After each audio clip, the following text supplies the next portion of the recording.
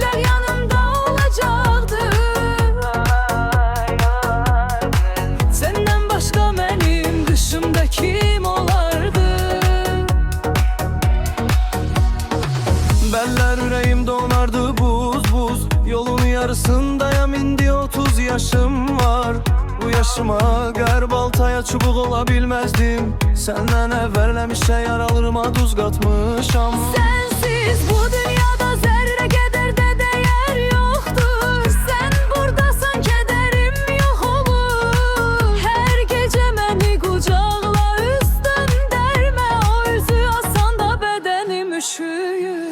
Benim nazımı senden başka kim taşıyar? Mənə de sevgilim, Kim benim üçün yüreğini vererdi? güneşli günde herkes mütləq yanımda olacaktı.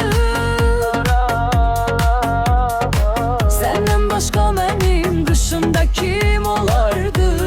Kışta senden başka kim olardı?